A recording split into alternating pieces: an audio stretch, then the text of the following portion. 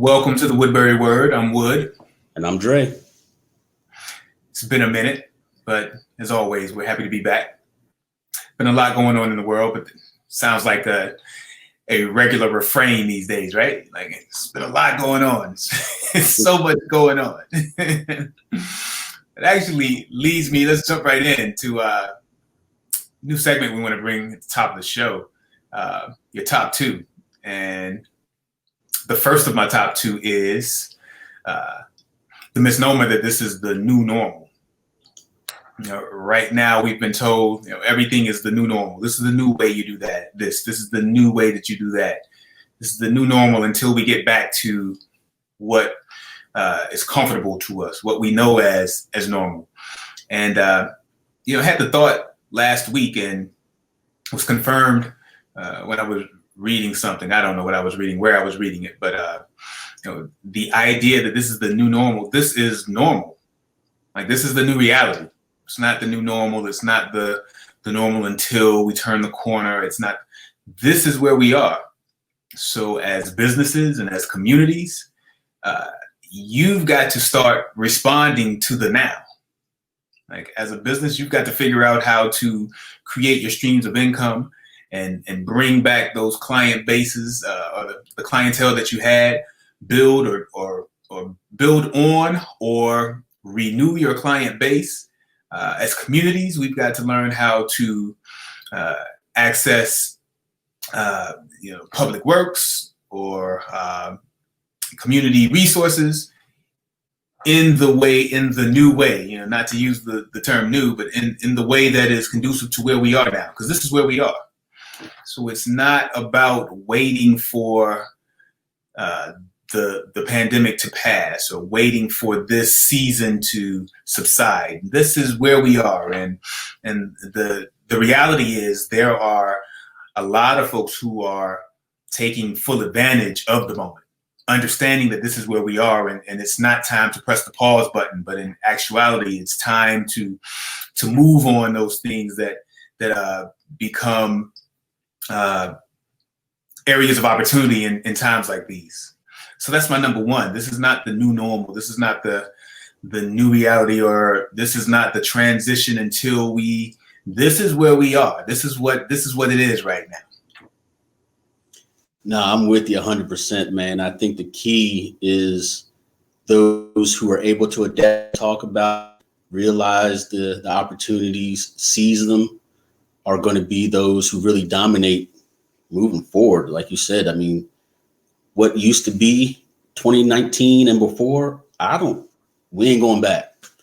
So what have you. But speaking of, what this year kind of has taught us, my number one is finding the proper expectations for myself in terms of when I assess this year, and I'm giving myself honest feedback. Did I accomplish the things I wanted to accomplish? Did I do the things I wanted to do? If I'm giving myself an assessment, as most of us will probably start doing as the year comes to a close and we start looking at 2020, because this is so new, how hard should I be on myself as I grade myself, as I evaluate myself? Because this wasn't a typical year, how lenient am I, for lack of a better term, when I look back and say, oh, I didn't accomplish this goal, I didn't accomplish that goal, I didn't accomplish this goal? Is it, oh man, you wasted a year? Or is it, nah, dude, you face something that you've never faced before, give yourself a little bit of a break? And so that's the thing I've been kind of wrestling with is how do I assess and evaluate this year and the things that I accomplished or didn't accomplish?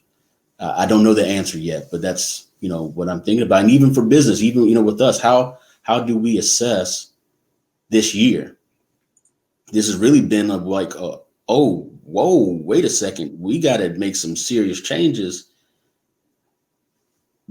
But hopefully they set us up for 2021 and beyond. So how do we even evaluate ourselves this year as Woodbury Collection Those are the questions that I have, and just kind of wonder what your thoughts on that are.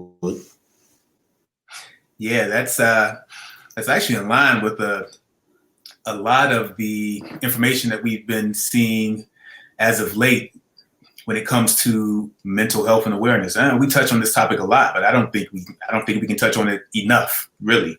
But when you talk about taking time and making space for your mental health and wellness during this time, one of the key points is to give yourself grace. Like, give yourself space for healing and for breathing and for reflection. Because so much, for me personally, in times like these, there's a tendency to tighten up and to be, extra vigilant and extra stringent on giving myself room for error, because every moment matters. Time is of the essence, and what we could have done in a casual, lackadaisical manner before, you don't have the space to do that. So you become harder on yourself in that time, and being able to step back and say, hey, like, you have got to give yourself space and room for error in such a changing dynamic that you've been existing in. You bring up a good point. I'd rather have to say, okay, maybe you didn't do everything you wanted to do. I'd rather that be the case than, wow, you got paralyzed and did nothing. Right. And that's the key. I think a lot of people are trying to do everything. They're trying to do, so much. And maybe that's not realistic, but doing nothing right now, not even thinking about the future, not even coming up with a strategic plan and all of those types of things. If you do nothing, you get paralyzed, you're going to miss out, because this thing is not changing. It has changed. And, you got to start asking some hard questions.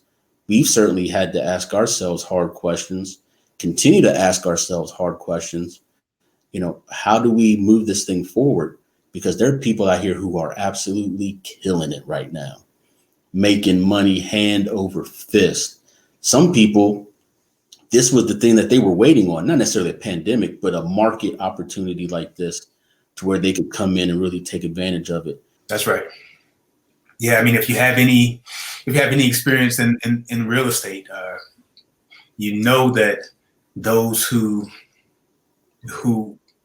gain big wins, who secure big wins, know the time to swoop in is when value is down, when there isn't the ability to make the big move, the ability to secure the big win is not available to all. So that's the moment when you swoop in and take advantage, and that's happened across industries during this time for sure. Which leads me to my number two. That was a good number one, actually, man. Because I think, again, we can't stress it enough. Your mental health in a time like this, because it's so much uncertainty and understanding, trying to figure out how to make that transition from, can I weather this, to, oh, this is where we are. This is what it is. It's time. It's time to get up and get going. Get up, get out, and get something, as my but that sort of leads me into number two. And again, it's, for me, it's the God in it all. The God in life usually presents itself to me in repetition. And so it's all sort of been coming back to me in repetition and in line and in sync. But I've just been thinking about, what it is that I want out of this moment. What do we want? And my desires haven't changed much. And when I reflect on that, I think that's a testament to being having wise counsel when I was young, so that the things that I went after and was striving for and was aiming for are still in line with where I am now, but just a little more succinct, a little more refined, a little more focused. But I've been thinking about what freedom looks like to me. Like what does freedom look like for me in its entirety? And that's all that I am gunning for these days. Whether it be freedom of movement in my vocation, freedom of spirit it's just in my existence, freedom to build community and to build nation, freedom and what that looks like.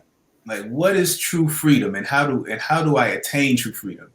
And are my goals and are my business goals and my personal goals in line with the end goal of true and total freedom? So it's been on my mind a lot as of late, and oftentimes when I feel the opposite is when the idea, the guidepost, the light post of what is the end goal, where are you headed, what are we in this thing for, comes back into focus. So yeah, what does freedom look like, and how and are we moving in the right direction? Is everything that we're doing, is everything that you're doing on the day to day getting you closer to ultimate freedom?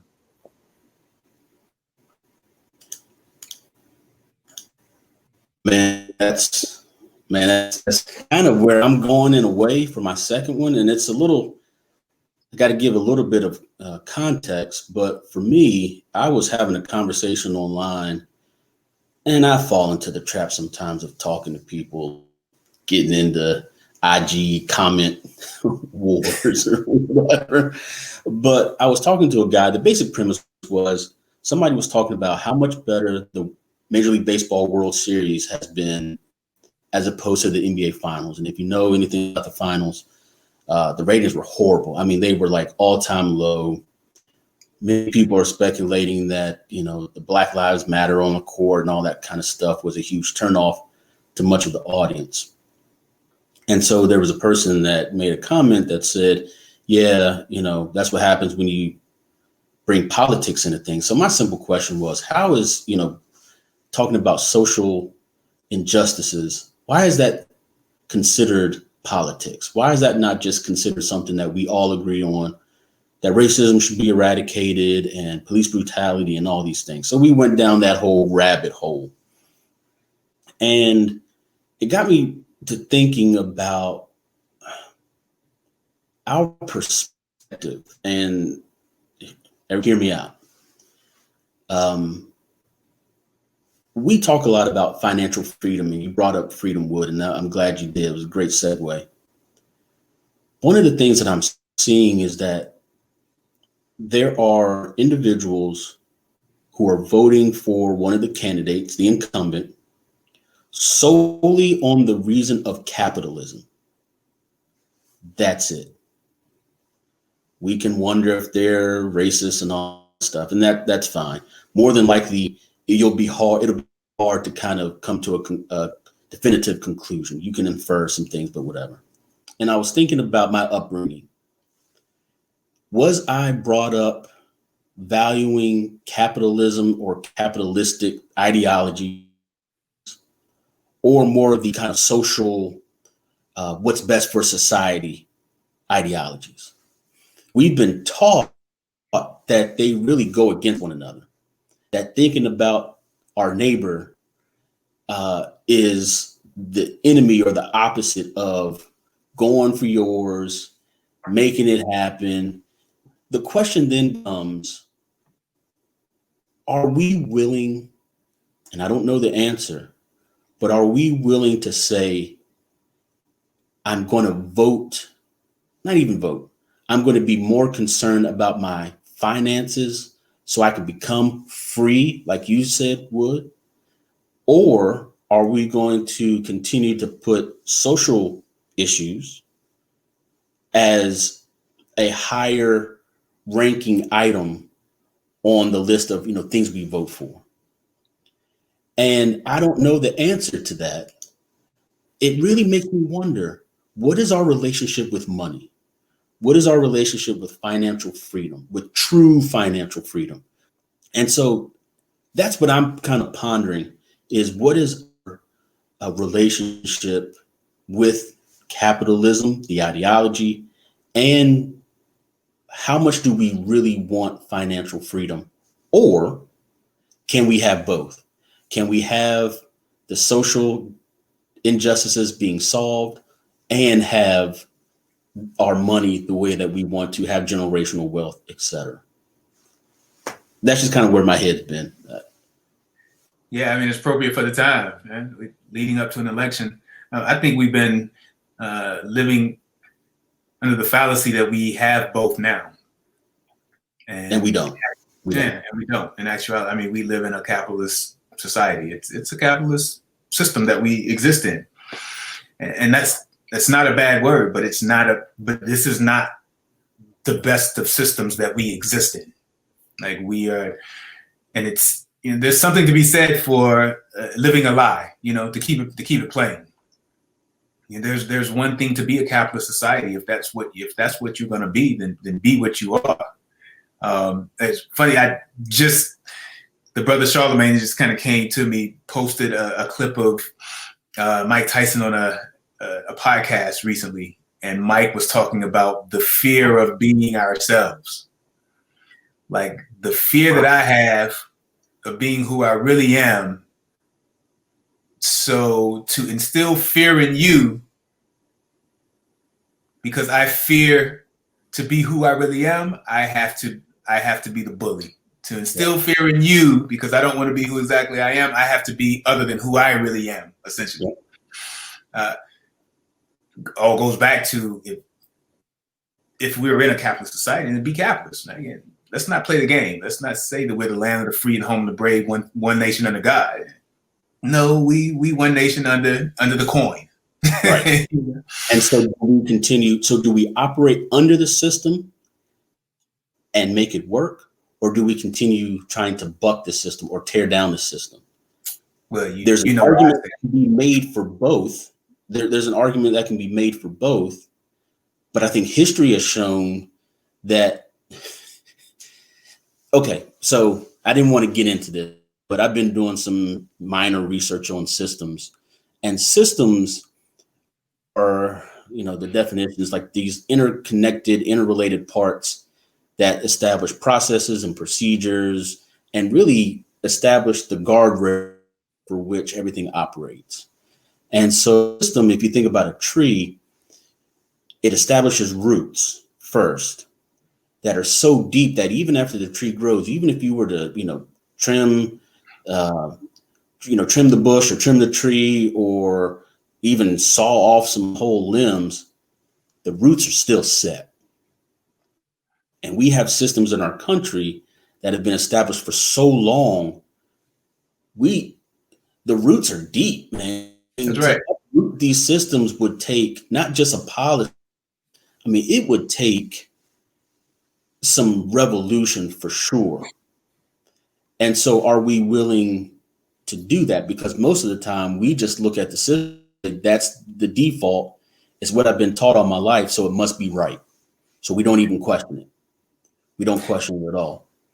Yeah, I think the new generation is the next generation is well versed in questioning the status quo. And I think that's going to be our saving grace, really. They are going to be our saving grace in understanding that, why though, and question.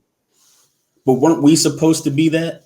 We were supposed to be that. So what prevents the next generation from getting their little 6-figure job, living downtown or in the suburb, whatever the place is, during that time, and then kind of conforming to the system?